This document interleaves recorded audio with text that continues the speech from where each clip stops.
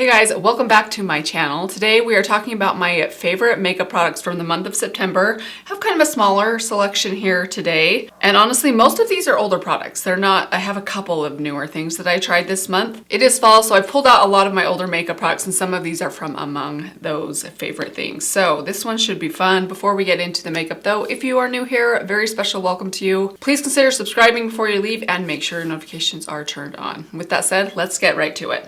Let's start with this one right here. This is the e.l.f. Halo Glow Liquid Filter. I've had this for a couple of years now. I also own the original Charlotte Tilbury Hollywood Flawless Filter, which I've kind of been using interspersed with this one. Honestly, I like them both about the same. I think the Charlotte Tilbury one, which is in the shade number 2, this one is also in shade number 2. This one is a little bit darker than the Charlotte Tilbury one. It's a little bit closer to my natural skin tone. So this actually works really great kind of all over the face. It's just like a priming step, especially if I'm doing a lighter foundation on top or a little bit less foundation on top. I love the glow that peeks through under a medium coverage foundation with this. It does give you just a touch of coverage, so you don't need to use as much foundation on this or as high of a coverage foundation. And if you're into that kind of all over super glow that I feel like I see a lot of people, especially people younger than me, going for this look lately where they just have like a glow serum all over their face to give them that kind of glossy look.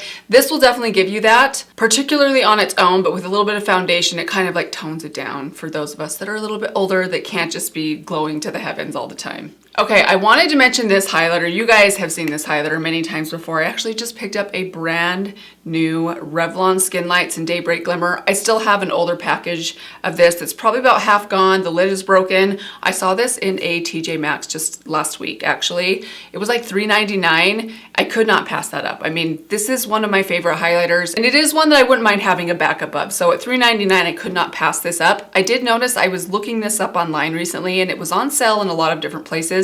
Makes me wonder if maybe this highlighter will not be around forever. I also wanted to maybe pull this back into my favorite highlighters. I did a top 3 in every category video recently, and I mentioned that the Essence, the highlighter, it kind of bumped this one out of its top spot. But then that highlighter, I believe, is also being discontinued. So I feel like I should put this one back in, at least as kind of a tie. They're a little bit different. That one is more affordable. I mean, unless you can find it at Marshall's for $3.99. They're also slightly different formulas. This one is a very, very intense highlighter. I am wearing on my cheeks today and just a light later, but you guys, it is beautiful. It is kind of a golden champagne that's really, really light in tone. So those of you that have like a light, fair light skin tone will be able to get away with wearing this very gold color because it's just so nice and bright. It's beautiful. Let's stick with the cheek products. If you've watched my videos throughout the month of September, you probably guessed that this would show up in this video. It is the NYX Buttermelt Bronzer. Right here I have shade number 2. I also have shade number 3. Honestly, I like them both. I have to be a little more careful with shade number 3 for my skin tone. It's just a little bit dark. This one is so pretty, and it is much more of a rosy bronzer.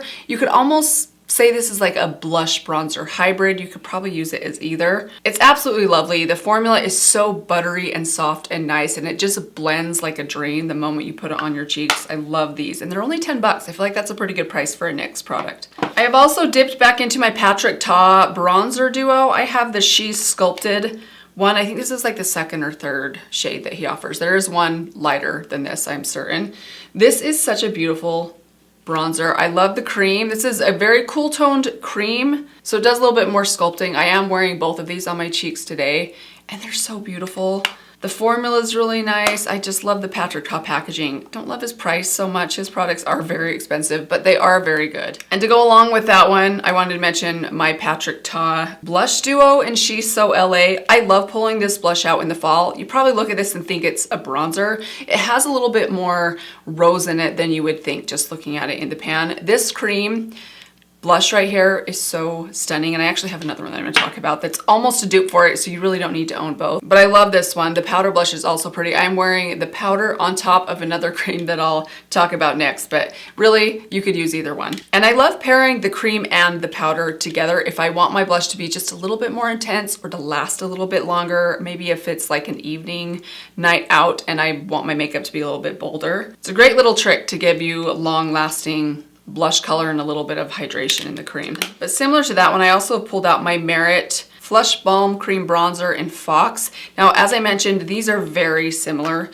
to one another. The cream in here and then the Fox one. They're not exact. I'm going to swatch them side by side for you guys. I'm actually wearing Fox from Merit on my cheeks today with the powder from this on top. I did a real hodgepodge today with my makeup, but there they are side by side. I would say the Merit one is a little bit more pigmented, a little bit less sheer and balmy as the Patrick Ta, but honestly on the cheeks they look very similar to each other. Really nice formula, and I just love this kind of a color for the fall. It's kind of like a brick rose. Oh, it's one of my favorite colors to reach for when the weather starts to turn cold. So I've been kind of on this foundation journey recently that has more to do with application than it does with finding particular foundations. And part of what I have discovered, which I do have a video coming up soon to talk to you guys about kind of what I've learned about foundations when it comes to working with older skin, drier skin. But in relation to that, I've discovered this foundation brush that I'm just so obsessed with lately. This is the Persona base brush. There's also a concealer brush right here.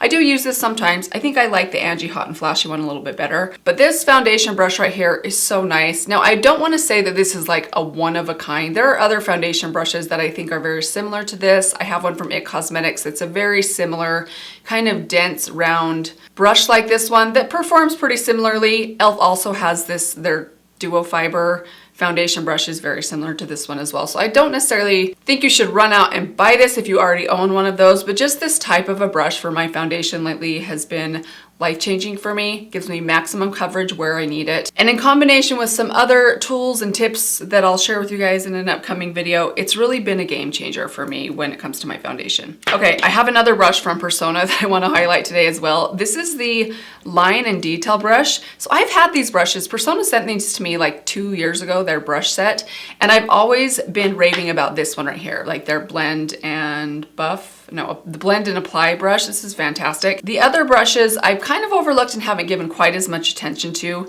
until recently. And another one that I've really been loving is this little liner brush right here. So this line side is kind of like a C-shaped brush. I don't know how well you're seeing that. It's like a C-shaped brush, but it's very thin, like a liner, like a traditional liner brush would be. I love this for adding depth and really smoking out my lash line. I love to put down like a gel liner or even my pencil liner, like my Wet n Wild liner, and just a little baby wing. And then I'll take a dark color of eyeshadow like I did today and kind of just go over the line back and forth several times to smoke it out and just make it really nice and dark and kind of elongated. It does such a good job for that, just really kind of blending and applying at the same time. I absolutely love it. And this is just a look I've been obsessed with lately. No matter what eyeshadow palette I am using, I love doing this with my eyes, especially this time of year when I want my eyes to be a little bit kind of deeper and smokier without kind of drowning my eyes in just darkness and depth because it doesn't look good on me. This is like a way of kind of giving me a little bit of smokiness that still works for my eye shape and my age and all of that. Another repeat item that I have been using a lot lately is my Blade Brow. I've been going back and forth between this and my Precisely My Brow. You guys will know I'm always changing up my brow routine. Like I'll have a good 6 months where I'm only using powder and maybe a wax, and then I'll have 6 months where I'm only using a tinted brow gel, and then I'll go back to a pencil. I'm all over the place with my brows, but this is a really good brow pencil. If the Benefit one is way outside of your budget, this one is only going to set you back about $3 if you can find this at your local Walmart. It is amazing. Now their shade range is terrible. I think they only have like 2 shades. This one is, I think, just brown, and it's kind of a deeper shade, but it's very nice and ashy. I feel like this would work for a lot of different hair colors or brow types. It's nice and cool. I would say if you have lighter hair, maybe just use a lighter hand, but it's nice and pigmented. It's relatively stiff. It has a great spoolie on the back end, and $3. You cannot beat this for $3. It's one of my favorite drugstore dupes for higher end products that work so well. I have just a couple of lip products to share. First off, this lip liner. This is Oak by MAC. I've had this for a couple of years now. Now, typically I'm very picky with my lip liners in that I only like to reach for things that have a long wearing formula.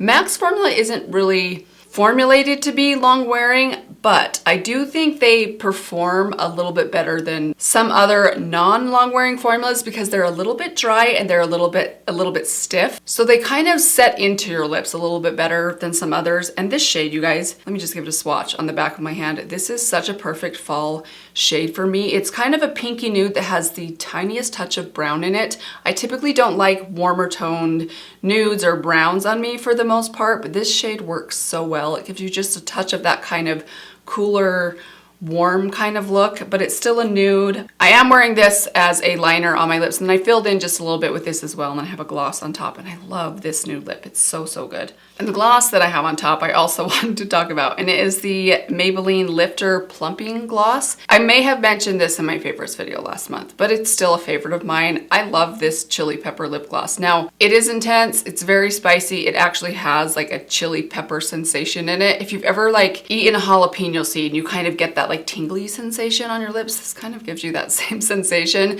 So if you don't like spicy things or the feel of spice, this, you definitely can like feel the spice level on your lips, and you can even taste it in the back of your throat a little bit. I imagine a lot of people will not like this lip gloss for that reason, but it is so intense. I love the plumping sensation. I don't know that it physically does anything, but it feels like it is, which I don't know. I think that's half the benefit, is just feeling like you're looking better. Okay, last two things. I have two eyeshadow palettes to share with you guys today. Both of these are older, but one of them is newer to me. I've been talking about it a lot lately. It's the Stone Cold Fox palette from ColourPop. This is such a good palette, and I'm surprised at how much I've been reaching for this and enjoying it, because especially when fall rolls around, I want to go chocolatey and warm on my eyes most of the time. This is a very cool toned eyeshadow palette. Even some of these browns around the corners and kind of rosy colors, they aren't warm by any means. They definitely pull quite cool, but the looks that come out of this are so beautiful. I don't know, maybe my tastes are kind of changing. I don't know that I want to say that officially, because I still love a good warm eye look.